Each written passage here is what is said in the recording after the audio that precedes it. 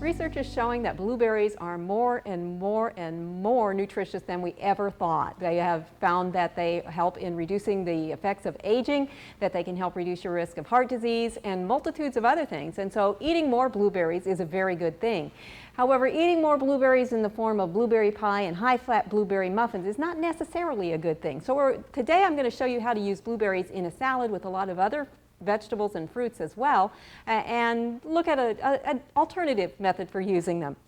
This particular one is called blueberry wild rice salad, and I've got a cup of wild rice that I cooked using package directions basically with low-fat chicken broth and low-sodium, reduced sodium chicken broth either that you've made or that you've purchased. And then there's always a little bit of extra chicken broth. Go ahead and drain that away so that you don't have a lot of extra liquid to that, and let it cool well. Now remember, wild rice is not really rice, it's a wild grass, and it takes a lot longer to cook than some of the things we are more familiar with white rice and converted rice. So plan on 40-45 minutes at least for that to cook, and then a little bit more to cool down. Good idea if you're making extra, you could use some today, and since this needs to be cooled, use that later, and that way you save on the energy cost. To this, I've got half a cup of dried cranberries, a third of a cup of toasted chopped nuts. Now these happen to be walnuts, you could use pecans, you could use almonds, whatever you've got available, that would be the one that you'd put in here. Also to this I have about 3/4 of a cup of dried, either chopped or cut apricots. I use kitchen shears when I do mine. And then about a half of a cup of red onion that we've also chopped together. Now this is cooled down. You'd want to make sure that it was cooled, otherwise it's going to have an effect on how the dried fruit holds together for you. It's going to do some changes in color. It's also going to absorb more liquid and become softer. So you do want to make sure that the rice is cooled first. Stir that together just enough to get it blended a bit, and we'll come back and add some more things to it. Now we also have a dressing on this. And to start with, I have 1/4 of a cup of lime juice, which are about 2 limes this size, 2 to 3, 4 or so. We're also going to use some of the zest. Now that means you're going to use a grater and take off just the green part, and we'll need about a teaspoon of that.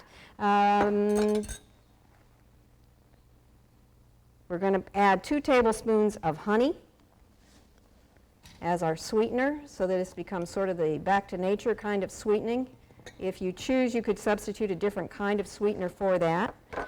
Then we have the 1 teaspoon of grated lime peel here, and a 1.5 teaspoons of freshly grated ginger. We're going to whisk those together. The ginger is going to help hold this all together later on, so you do want to use the seasonings. The pepper will do that, also act as a short-term emulsifier on both of them. Now gradually we're going to add 6 tablespoons of vegetable oil. Any mild oil will do for what you're making today, but I'm using olive oil. Canola oil would be another good choice. The thing that you want to remember is that you need to whisk well while you're trying to get it together. That's what's actually going to help form the mild emulsion or weak emulsion that you're developing. The other ingredients that you've got in here, the ginger, the lime, will also help.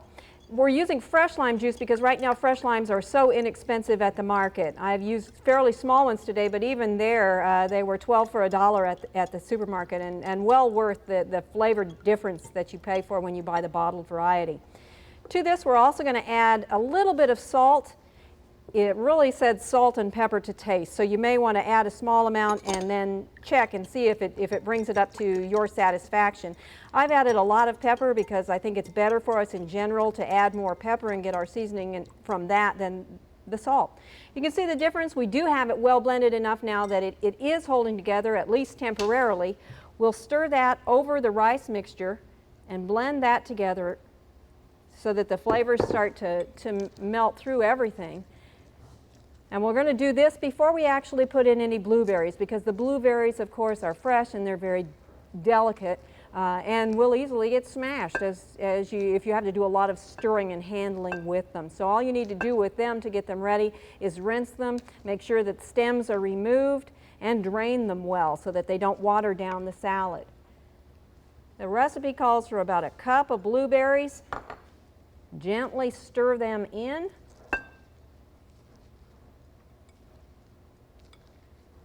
And then this is going to be placed on top of either individual dishes of lettuce. If you're preparing for just a couple of people, you can make this up ahead and it'll be fine tomorrow. In fact, it may even be a little bit better than it is today.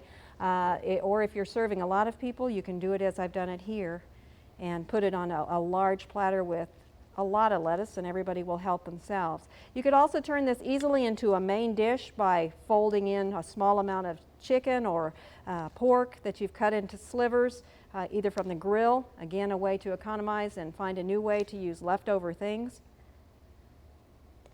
Or you can cook small amounts special for this meal itself. Fish would also work, beef would work fine. Whatever kind of meat you have is going to blend into this really nicely.